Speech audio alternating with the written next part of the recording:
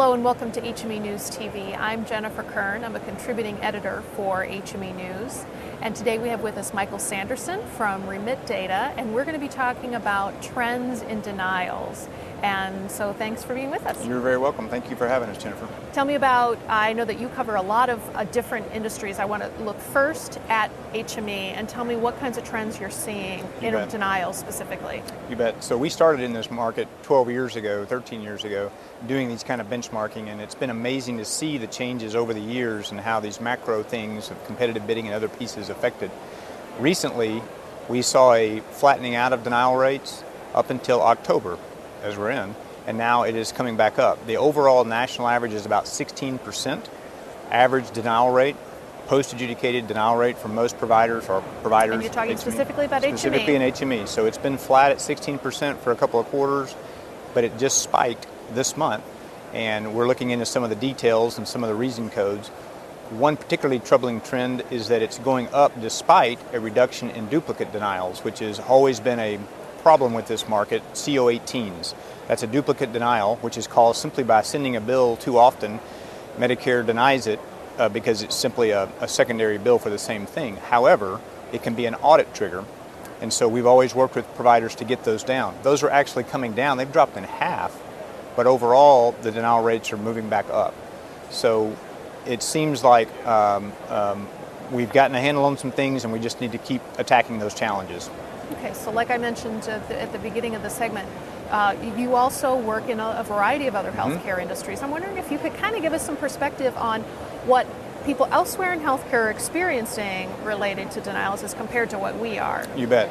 So we work with physicians, outpatient providers of all types, ambulatory surgery centers, infusion, pharmacy, sleep centers, anything that's billed on Part B, we work with those as providers. We have over 500,000 NPIs in our database, so we do have data on most of the outpatient market in the United States. Overall, the denial rate's lower in a lot of those markets. They typically have more personnel. They're the ones doing the coding. When you're in a physician office, they're doing the coding. Typically, the denial rates are 8 to 10%, but it's highly dependent upon specialty. What we have seen in general is that they are all starting to realize some of the same issues that HME providers have faced over the last couple of years. So the audits, the RAC audits, those things. So they're starting to see an uptick in denials. They're starting to see an uptick in interest in their billing patterns. And the same pressures that these providers in the HME market have seen are now starting to impact other outpatient markets, physician and the ancillary services that they provide. Now, it's easy to get sort of tunnel vision on what's happening to me and to my business.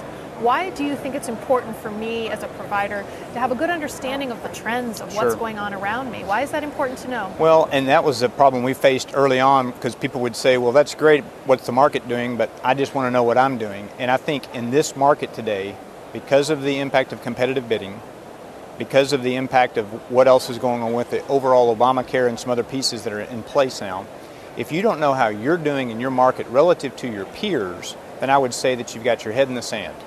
If you only know about your denial rate and only know about your performance in your market, I'm in Michigan and I don't care about anybody else, it's just me.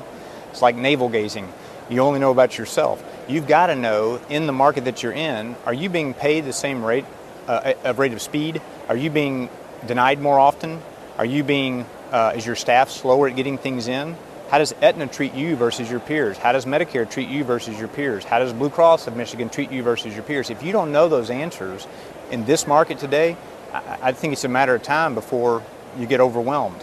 So I think it's critical, as with anything, to know not only how you're doing, but how you're doing relative to the market that you're in. So look into the future for a minute. What do you see as being in the future for denials? So denials in general, the whole spirit of denials will change. Right now we're so heavily in a fee-for-service world, right? So we bill, we work denials as fast as we can, and we want to have as few as we can because it costs us $35 to $75 to work a denial. So that's just a common cost for anybody on the floor here, and in the physician world as well. So that has been a focus, get those denials down. As we move from fee-for-service to fee-for-quality, where you have bundled payments, where you have at-risk agreements, the nature of denials will change.